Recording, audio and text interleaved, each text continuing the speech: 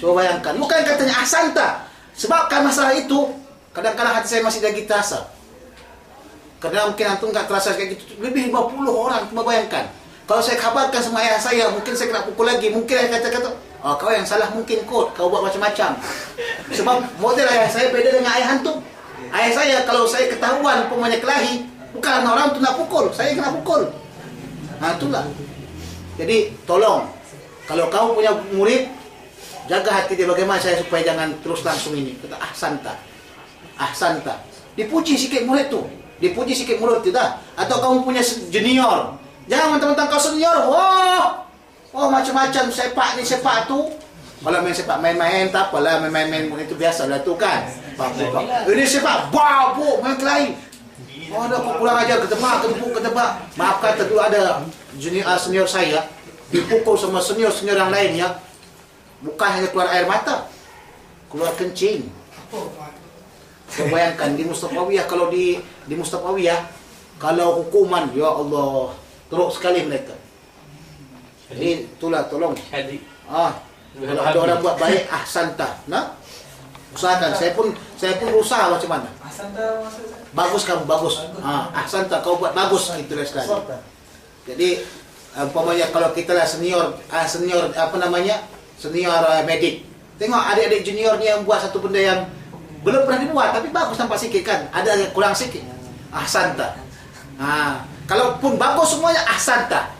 Sebab benda itu akan membawa dia, mempengaruhi dia agar dia berbuat lagi lebih baik. Faham? Benda tersebut akan membuatkan dia lebih baik. Itu yang paling penting. Itu yang paling penting. Tapi orang buat baik pun kau salahkan, orang buat salah pun kau lebih salahkan lagi, memang kau kurang ajar. Bab mayaqulu idza nadhara fil mar'ah. Bab apa yang dikatakan ketika melihat perempuan. Ini. Ini doanya. Jangan jawab. Astagfirullah cantiknya. Itu salah. Nah. Mir'ah. Apa mir'ah? Oh mir'ah, kaca. Oh mir'ah bukan mar'ah. Dipatin mim. Sebab ada lagi. Sebab ada riwayat juga tentang masalah mar'ah. Rasulullah tengok perempuan, kemudian pulang ke rumah dia baca doa. Itu ada riwayat seperti itu juga. Hadis Rasulullah SAW tentang tengok perempuan tengok langsung ini. Ini mir'ah, tengok kaca. Bikas rotin mim, tengok mir'ah macam mana. Ada kadang-kadang kita punya kawan tu nak ada abang Nabil tengok muka dia nak. Depan tu cermin, ya Allah lama 2 jam 3 jam tengok. Handsome aku rupanya. Kalau di Zagozi kita ada orang handsome pada aku. Gitulah jadinya masalah. Ma'il hati-hati jangan lama-lama. Krusial tu cari kak cermin paling besar. Itu dia hati-hati. Paling banyak syaitan di kak cermin.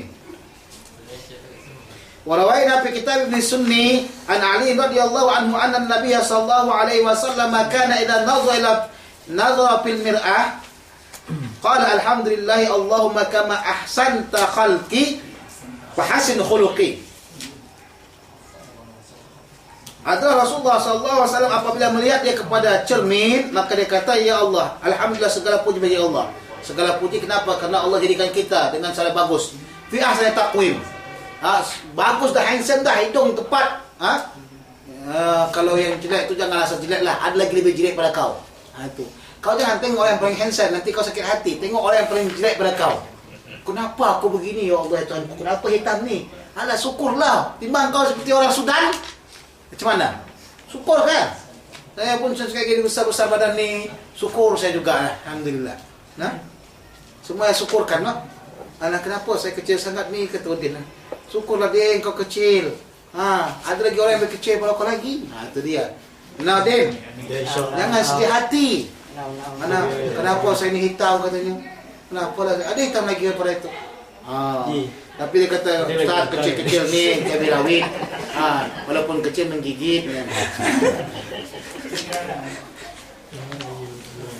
Allahumma kama hasanta, ya Allah sebagaimana kau perbaiki atau kau baguskan rupaku, wajahku, gayaku, penampilanku, ya. Allah telah perbaguskan penampilan kita, gaya kita. Wah, tubuhnya Masya Allah, tabarakallah. Cuma pemain kau laki-laki kan, ramping. Oh, itu bagus tu. Wajahnya, hidungnya mancung, kulit putih. Pipi, Masya Allah, tabarakallah. Kulitnya halus. Itu bagus. Udah, tapi akhlak lebih bagus lagi kalau yang bagus. Itu paling penting. Apa gunanya seorang wanita yang cantik jelita, hidung mancung, kulitnya putih, tapi ya Allah ya Rahman ya Rahim, jahat gila. Tak guna lah. Jadi cantik baik akhlak lebih bagus, ya, daripada tak cantik tak baik akhlak. Ada banyak orang yang hodoh muka. Tahu hodoh muka? Hodoh tu artinya pelik, jelek. Muka jelek tapi akhlak juga jelek. Itu syaitan tu. Fahasin khuluqi, makalah perbaiki akhlakku. Wa rawainahu fihi min riwayat Ibnu Abbas bi ziyadah. Dan kami riwayatkan padanya pada masalah apa? Pada masalah membaca sesuatu ketika waktu melihat cermin, dalam riwayat Ibnu Abbas dengan ziyadah. Bagaimana dia?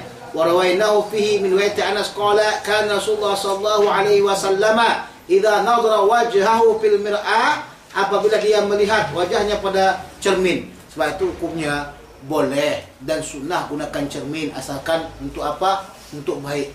Sebab itu kita diajarkan oleh Rasulullah SAW untuk gunakan cermin dan untuk supaya smart, bukan untuk kumuh, gaya smart, wajah handsome, pakai jenggotnya itu bagus, tersusun rapi, jangan sampai ke sini. Umumnya kan, pakai baju pun tengoklah, serban pun pakai serban bagus, jangan main hasal lilit saja. Gunakan cermin, tengok Rasulullah pakai cermin, bukan haram. Dia kata dia bid'ah, tak boleh bid'ah. Ini Rasulullah dah buatkan demikian. Dah pakai cermin, gunakan bagus. Kita Islam penampilan penting, zahir batin, zahir dan batin.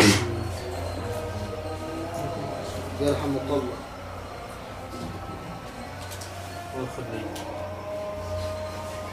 Qala alhamdulillahilladzi sawwa khalqi fa'adalah. Segala puji bagi Allah SWT telah menjadikan, ya, kejadianku dan dia perbaiki. Wa karrama surata wajhi fahasanaha, dan dia muliakan bentuk tubuh wajahku dan dia indahkan.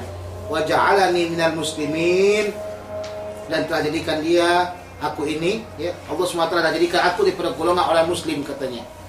Jadi ini yang paling penting, wa ja'alani minal muslimin. Kalau jelek pun tak ada masalah lah kalau dia orang Islam. Apa guna handsome? Begitu banyak orang yang handsome masuk neraka. Cuba tengok macam mana Leonardo DiCaprio. Siapa lagi yang handsome dekat Amerika? Bintang-bintang Hollywood no. Obama. Obama tu masuk bagian 1000 tu. Anta ni handsome lagi Rosie daripada Obama. Anta nak tahu handsome Rosie? Robot. Cristiano Ronaldo. Cristiano Ronaldo pemain bola lah. Ferguson. Paling handsome itu Maradona lah. Bahaji sungi. Umur 15 gitu. Paling penting itu muslim, yang penting muslim. Dah handsome lah dia, akhlak bagus, muslim pula. Ya Allah. Nah, banyak seperti Rasulullah SAW wajah indah, wajah bagus, wajah tampan, akhlak Masya Allah. Kemudian dianya pemimpin Islam, awal minal muslimin. Nah, sahabat-sahabat demikian juga, akhlaknya bagus. Siapa di antara para sahabat yang bagus mukanya? Salah satunya adalah Dihya. Dihya orangnya paling handsome. Sebab itu Rasulullah kirim ke Romawi. Mana kata dakwah ni penting juga, pengkiat. Tengok Rasulullah SAW tu pengkiat, penarik. Rasulullah SAW ketika waktu mengirimkan delegasinya ke Romawi, dia pilih orang yang paling handsome. Tengok bagaimana Rasulullah berdakwah nah. Yang paling handsome di antara sahabat dahulu nama Dihya.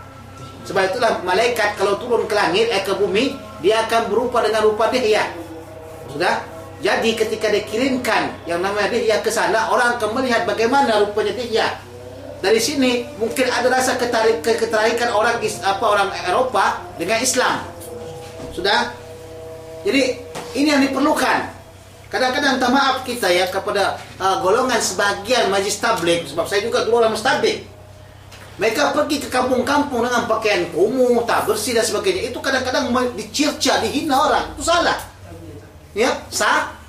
Mesti dengan pakaian rapi, pakaian indah, baju putih, bersih, disetrika, digosok dan sebagainya, wangi dan sebagainya. Dari mana dalilnya? Daripada Rasulullah memilih seorang delegasi yang paling tampan kepada Roma, bagian apa orang-orang Romawi. Tahulah kita orang Romawi kan Hansen kan? Orang Romawi kan Hansen. Tak? Mana Hansen orang Romawi dengan orang kita Melayu? Orang Melayu sedikit. Ya ke? Mana macam mana orang Melayu Hansen lagi hidungnya bengil, besar kembang. Orang Eropah ni hidungnya mancung-mancung semuanya. Putih-putih kulitnya. Macam Den lah tu. Korek kuping Den kan. Sudah. Jadi Rasulullah pilih Dihiyah kenapa? Karena ada rasa kaitan. Nah, itu penting sekali dalam orang yang dai untuk mencari kepada apa? Mencari orang ya.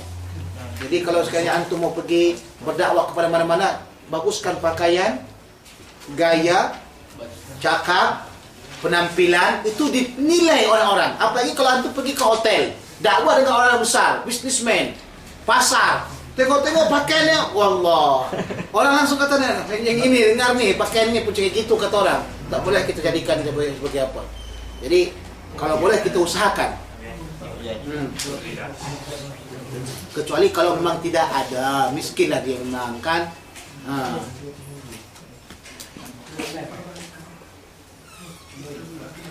Bab mayaqulu 'inda al-hijamah, bab apa yang dikatakan apa dibaca ketika waktu kita berhijamah, ketika waktu kita berbekam. Nah, Rasulullah kata bekam ini salah satu daripada bagian obat daripada syariat yang disyariatkan oleh Rasulullah SAW. Banyak obat, berbagai macam obat. Allah SWT turunkan penyakit, dan Allah juga turunkan apa? Obat. Jadi mesti kita cari obat, berbagai macam obat. Nah, bagaimana penyakit mutatawir, penyakit bermutatawir maksudnya penyakit berkembang, demikian juga obat berkembang. Nah, jangan penyakit berkembang, obat tak berkembang. Sebab itulah Islam sebenarnya disuruh untuk mencari dan mengembangkan obat. Mengkaji dan mengkaji. Sudah. Itu kerjanya, jangan hanya kata bid'ah, syirik, bid'ah. Sampai kapanpun kalau kita cuma cakapkan syirik, bid'ah, syirik, bid'ah, tidak kita boleh mengkaji. Islam suruh kita mengkaji. Sebab itulah kata Rasulullah SAW menyuruh kita mengkaji obat. Orang-orang Barat, dia ambil kata-kata Rasulullah itu semuanya, mereka jadinya orang maju. Orang yang maju. Kita enggak, kita hanya putaran kita bid'ah, syirik, haram, kafir. Jadi macam mana kita nak bangun? Nah, tahu tidak masa Bani Utsmaniyah? Kan dulu tidak ada Bani Utsmaniyah orang Wahabi atau Khawarij kan? Jadi bicara mereka tak cerita masalah syirik kafir tak. Jadi mereka bicaranya mencari dan mencari, menyeleksi. Ini bagaimana kalau kita boleh mencari bom yang paling besar, paling hebat? Kalau bagaimana kita mencari obat yang paling hebat? Begitu. Macam contohnya, bayangkan pada zaman sekarang ni, andai kata umat Islam, ada satu orang umat Islam yang mampu mencari obat untuk penyakit AIDS. Yakin saya banyak orang kafir yang masuk Islam. Tapi tidak ada. Sebab apa? Sekarang ni puak-puak Wahabi yang dia sibuk dengan kedoktoran, sibuk dengan bid'ah, haram, syirik. Kuliah kuliah tib. Jenggot panjang gila. Tu syirik, haram, bid'ah. Tak kena. Betul saya kata, betul bukan main-main saya. Banyak saya tengok di Mesir ni, kuliah tip, keluaran tip, dia sibuk dengan syirik, bid'ah, syirik, bid'ah, syirik, bid'ah. Cubalah kamu dulu pada bagian kamu cari berbagai macam penelitian sehingga dapatkan obat. Kan naikkan nama Islam. Ini sudah ada oleh kafir ke orang Islam saja. Tak ada gunanya. Nak jadi ustaz juga. Dah habis duduk kita di sini, dah ustaz ni baru duduk sini juga, bertempel semuanya. Jadi doktor pun tak jadi, jadi ustaz pun tak jadi. Jarum orang, belah orang, mati orang tu. Kena jadi pakar dia. Udah. Usahakan kalau kamu pada sesuatu jadilah pakar sesuatu. Kuliah lughah, masuk kuliah lughah jadi pakar. Jangan hanya jadi bakar. Jadi pakar. Jadi pakar itu maksudnya hebat dalam lughah semuanya, seperti Imam Syibawi, hafal semua syair. Nah, hadis begitu juga. Fiqih begitu juga. Mau jadi pakar, orang yang paling number one. Orang yang kreatif juga mesti pandai dalam segala hal. Penelitian. Sebab penelitian itulah yang akan menjadikan hasil banyak. Kenapa umat Islam dahulu di Baghdad berjaya? Kerana pada masa dahulu pemerintah mereka memberikan uang banyak untuk penelitian. Satu, yang kedua, memberikan uang banyak untuk penterjemahan kitab daripada bahasa Yunani kepada bahasa Arab. Dengan adanya penterjemahan tersebut, berkembanglah ilmu. Nah, terus tu, apa lagi yang membuatkan perkembangan ilmu?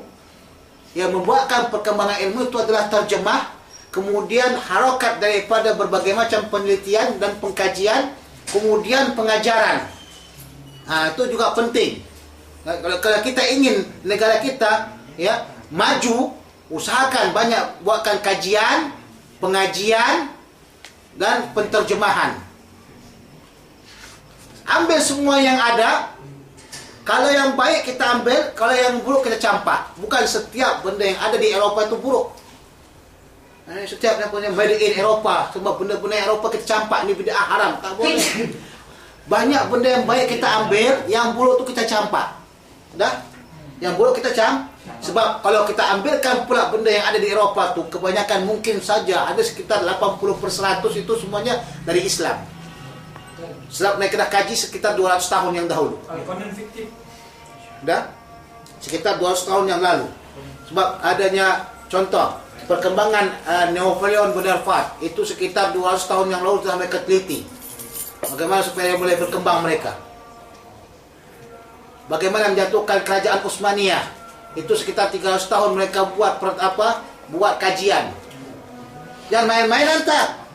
Untuk menyatukan Utsmaniyah 300 tahun untuk mereka kaji. Sehingga mereka tanpid. Setelah dikaji, ditanpid, dilaksanakan. Kita kaji-kaji nggak tanpid, mampus juga. Dikaji, dalam dikaji terus tidak ada tanpidnya. Itulah umat Islam terkebelakang. Karena nggak gunakan Rasulullah. Tengok, dia kata macam mana? Dia kembali kepada zaman Hajar, zaman batu. Kenapa zaman batu? Hidupnya nggak pernah ada di rumahnya. Tengok, kalau anta masuk ke rumah orang, di rumahnya tidak ada cermin, minta maaf lah. Ya, kalau masuk ke rumah orang, di rumahnya tidak ada cermin, minta maaf lah. Mesti ada cermin.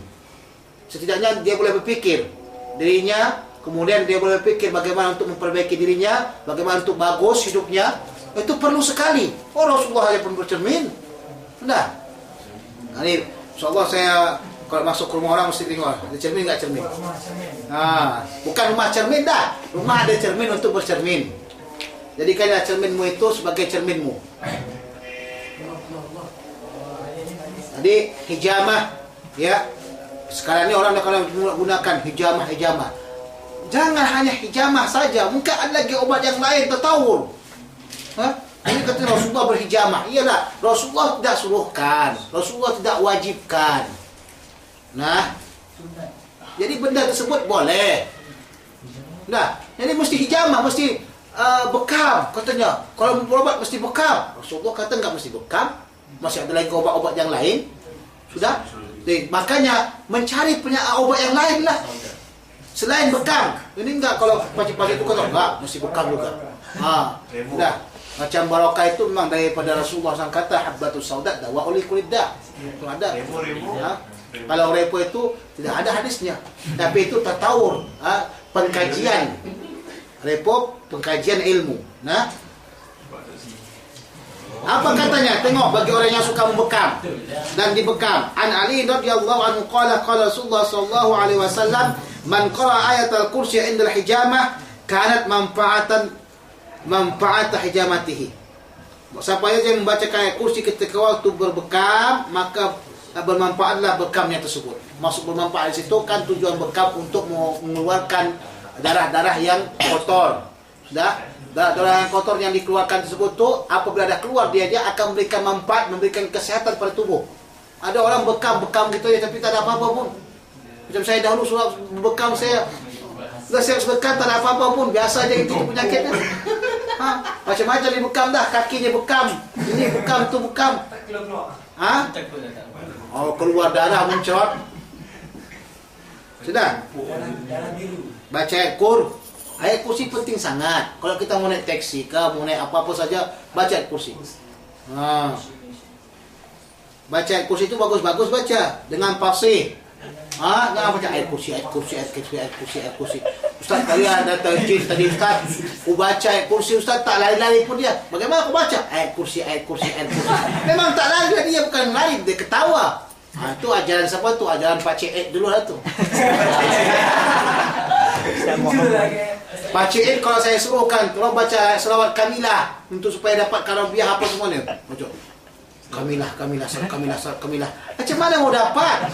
Udah baca, udah baca. Macam mana baca? Surat Kamilah, surat Kamilah. Banyak kawan yang lain di sini yang tahu. Tengok saksi dia. Itu simpanan dia, itu terus dia wasiat. Babu ma yaqulu idza zannat udhunuhu. Bab apa yang dikatakan ketika berdesing kupingnya. Tengok ni. Kadang-kadang ada orang kayak gini, sing gitu. Dia langsung tafsirkan, ada yang mati. Jangan. Jangan kamu tafsirkan tentang begitu. Maka jadi dia. Innallaha 'inda dhanni 'abdi. Sesungguhnya Allah Subhanahu wa taala menurut sangkaan hambanya. Kau sangkakan. Tadi itu kupingku terasa dengung-dengung gitu. Kenapa? Mungkin ada yang mati kok daripada keluargaku. Jadi langsung mati. Jangan salahkan kerana kau tafsirkan benda yang tak elok. Nah, tapi ketika berdesing baca ni. Mudah-mudahan tak mati. Yang mati cuma ikanmu saja. Rawi Nabi kitab Ibn Sunni an Abi Rafi'in. An Abi Rafi'in radhiyallahu anhu maula Rasulullah sallallahu alaihi wasallam qala Rasulullah sallallahu alaihi wasallam idza dhannat udhunu ahadikum falyadhkurni. Ini kalau sekiranya orang dengar Wahabi kata ni kafir ini, syirik ini. Kalau sekiranya berdengunglah kuping seseorang kamu, hendaklah kamu ingat aku, kata Rasulullah. Ini ketika Nabi Muhammad SAW kafir ni sama mereka. Sama seperti apa apabila hadis Rasulullah sahih, apabila kaki kamu pegal, enggak boleh berdiri lagi. Kalau ini kan ada kadang kita duduk, apa nama itu? Kebas. Enggak boleh berdiri lagi. Maka sebutlah nama yang kau paling cintai. Ini sama Wahabi ni kafir ni. Jadi ketika Abdullah bin Umar, ya Nabi Muhammad, dibaca dipanggil Nabi Muhammad, langsung boleh jalan dia. Ya tengok. Kadang kata zikrul habib dawa'ul lil qulub. Zikrul habib dawa'ul lil qulub. Menyebut seorang kekasih obat untuk hati. Kadang-kadang kita tengok seseorang pula tengok, atau ru'yatul habib kita kata tengok seseorang itu mengobatkan sakit kita. Dawa'ul lidda'i, mengobatkan sakit kita. Banyak seorang yang sakit, tapi ketika dia melihat kekasih dia, apa yang terjadi? Sehat langsung, sembuh langsung. Contoh, kamu waktu kecil sakit, pulang ke rumah kamu daripada pesantren, pondok pesantren, tengok mak langsung sehat. Sama dengan pantun kita kata apa? Dari jauh kapalku datang, pasang bendera setengah tiang. Dari jauh kapalku datang, pasang bendera setengah tiang. Dari jauh adikku datang, perut yang lapar jadi kenyang. Itu dia. Dari jauh adikku datang, perut yang lapar jadi hafal tu. Wal yusalli alaiya, kemudian adalah dia selawat kepada saya. Allahumma salli ala sayyidina Muhammad wa ala ali sayyidina Muhammad wal yaqul dzakarallahu bi khairin man dzakarani. Dan adalah dia menyebutkan semua Allah SWT menyebutkan dengan kebaikan orang yang menyebutkan saya. Semoga Allah menyebutkan dengan kebaikan orang yang menyebutkan saya. Maksudnya itu semoga Allah SWT berikan kebaikanlah semuanya. Jangan su'uzzon. Sebab ada orang kadang-kadang berdesing, kan sering kayak gitu kan? Sering tak kamu dengan kata orang tua, berdesing telinga, nanti kalau ada berdesing telinga gini katanya kan? Itu kita baca inilah selawat pada Rasulullah SAW. Bab ma yaqulu idza khadrat rijluhu. Bab apa yang dibaca ketika waktu kebas kakinya. Ini dia tengok. Kebas kaki, tak boleh berdiri. Rawi Nabi kitab Ibn Sunni an Al-Haytham bin Hanashin qala kunna 'inda Abdullah bin Umar radhiyallahu anhuma. Kami ketika itu bersama dengan Abdullah bin Umar. Fa khadrat rijluhu, maka tiba-tiba kebaslah kakinya. Fa qala rajulun, maka berkatalah baginya seorang laki-laki, udhkur ahabban nasi ilaika, sebutkanlah orang yang paling kau cintai kepada kamu. Faqala ya Muhammad sallallahu alaihi wasallam. Ini kau sebarang apa ni, enggak boleh, haram hukumnya, syirik. Orang Wahabi kata sebab enggak boleh panggil nama Muhammad, sebab apa? Sebab dah mati. Itu dia. Jadi itu kita tak kata begitu. Ya, kita tak kata begitu. Banyak dalil yang menceritakan tentang masalah tawasul boleh. Faka'annama nusita min iqalin, seolah-olah terbuka daripada ikatan. Maksudnya kakinya itu seolah-olah terbuka daripada ikatan. Yang tadi kebas, maknanya terikat kaki itu, tak boleh tak berdiri. Tapi manakala setelah dibaca ya Muhammad sallallahu alaihi wasallam, maka langsung dia boleh berdiri. Wa rawaina fihi an Mujahidin, dan kami riwayatkan padanya daripada Mujahid qala khadrat rijlu rajulin 'inda Ibn Abbas. Ini tadi, yang tadi di atasnya riwayat Abdullah bin Umar, di bawah ini riwayat daripada siapa? Riwayat daripada Abdullah bin Abbas, menguatkan riwayat yang sebelumnya. Dah, faqala Ibn Abbas radhiyallahu anhuma, "Udhkur ahabban nasi ilaika." Adalah kamu sebutkan orang yang paling kamu cintai terhadap diri kamu. Faqala Muhammad sallallahu alaihi wasallam, "Fadhhaba khadaruhu," maka hilanglah kekebasan dia. Coba, hadis ini menguatkan kembali. Mana kata bukan sembarang hadisnya.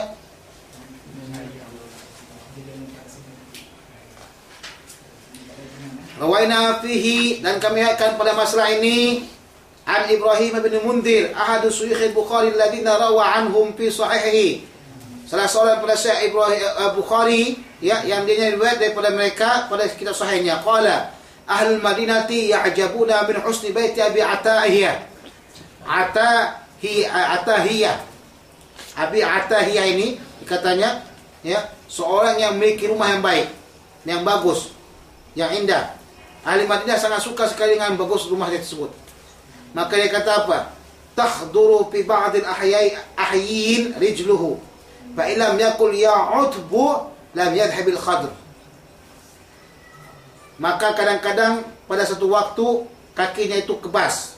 Maka jikalau dia tak katakan ya utbu, siapa ya utbu? Atayah. Nah, siapa utbu?